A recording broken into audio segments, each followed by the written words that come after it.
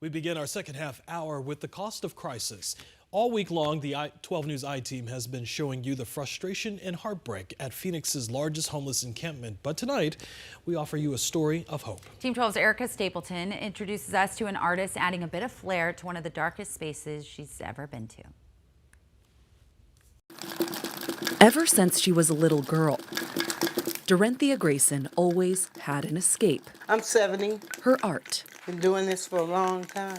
Pouring all she's got. I need to put on my gloves. Into each and every piece. An escape.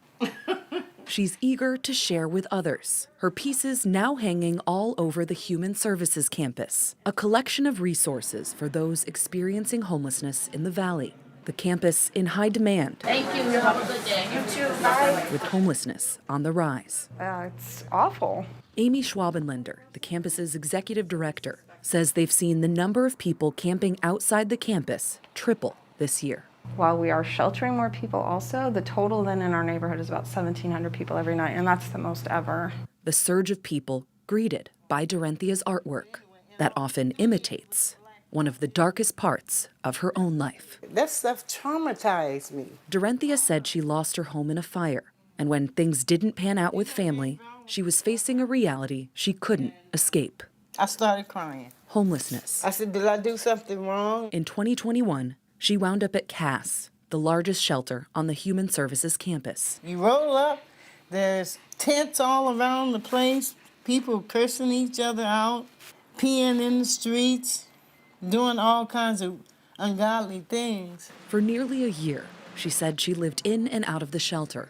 And like any other uncertainty she's faced, It's just adding to what I already have on it. she turned to the one constant thing that keeps her going. I just thought to myself, I've been here all this time. Her art. I gotta give back. Like this mask mural or the contents of her bag one day. Everybody has a hot mess. All on display to encourage others to keep pressing on. So it's a community. And as of this summer, Darenthia now paints from her new apartment. It's so beautiful. After services on campus helped her secure housing and furniture. Yeah. Unpacking the art supplies Makes it smooth.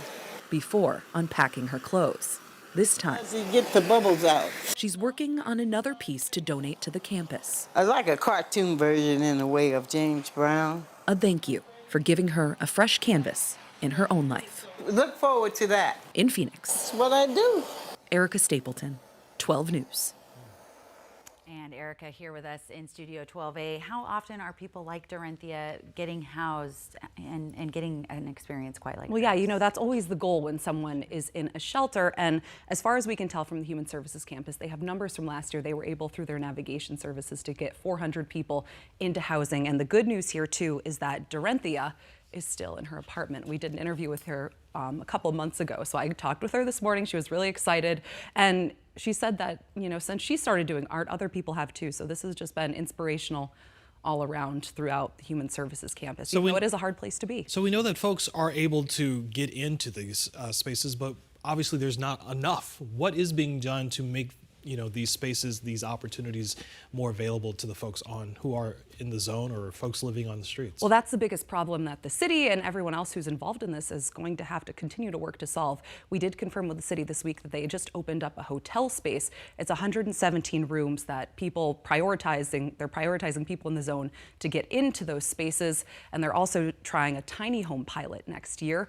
But again, people need help now. So sometimes it takes a while to get these things up and running, and it unfortunately doesn't help the people in real time until a little bit later. Sure, a little longer process than most would like. Well, we look forward to the next part of this. Thank you so much, Erica. We appreciate it.